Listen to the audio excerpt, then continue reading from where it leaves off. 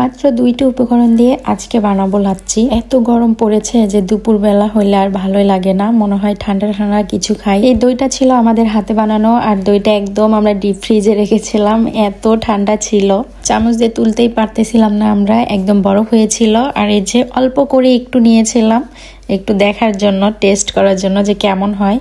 পরে দেখি না ভালোই হয়েছে, তাই এবার বেশি করে দিয়েছি। আর এই যে পরিমাণ মতো পানি দিয়ে দিলাম, শুধু পানি আর দইটা দিয়েছি, কোনো আইসের দরকার হয় নাই কারণ দইটা অনেক ঠান্ডা ছিল। ভালোভাবে ব্লেন্ড করার পর দেখেন কত সুন্দর স্মুথ হয়েছে। এটাকে আমরা এখন লাচ্ছি বলবো নাকি ঘোল নাকি মাঠা বলবো বুঝতেছিলাম না, কারণ প্রচুর ঘন ছিল। তো আমাদের লাচ্ছি তৈরি হয়ে গেছে, এবার আমরা সবাইকে সার্ভ করে দেব।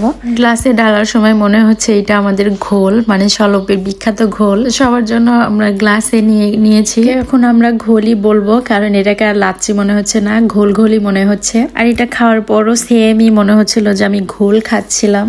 তো আমরা অবশেষে এটা বানিয়ে ফেলেছি, এখন সবাইকে দেব। তো আমি আর আমার মামা যাচ্ছিলাম, দেখি সবার রিয়াকশনটা কেমন হয়। সবাইকে বলছিলাম যে লাচ্ছি বানাবো, আর এটা দেখার পর বলতেছে কি ঘোল নিয়ে আসছো কই থেকে। আমরা ঘোলটা বানিয়েছি, এবার খাওয়ার পাল্লা। সবার প্রথমে নানিকে দিলাম, এরপরে পাশে একটা মামি ছিল, মামিকেও দিলাম। সবাইকে দিচ্ছি আর বলছিলাম যে খাওয়ার পর রিভিউ দিতে। দেন আম্মুকেও দিলাম। তো মামা সবাইকে দিতে যাচ্ছিল, আর এবার আমি আম্মুকে বলছিলাম কেমন হয়েছে। আম্মু বলল অনেক মজা হয়েছে। আমার নানিকেও বললাম কেমন হয়েছে, নানি খেয়ে বললো যে ভালো হয়েছে। সবাইকে দেওয়ার পর আমরা এখন নিয়েছি, তো আমরা দুজন একটু খাচ্ছি আর ফিল নিচ্ছিলাম ঘোলের, কিন্তু ঘোলের থেকেও বেশি ভালো হয়েছে, মনে হচ্ছে আমরা মাঠা খাচ্ছি। সবাই ভালো থাকবেন, আল্লাহ হাফেজ।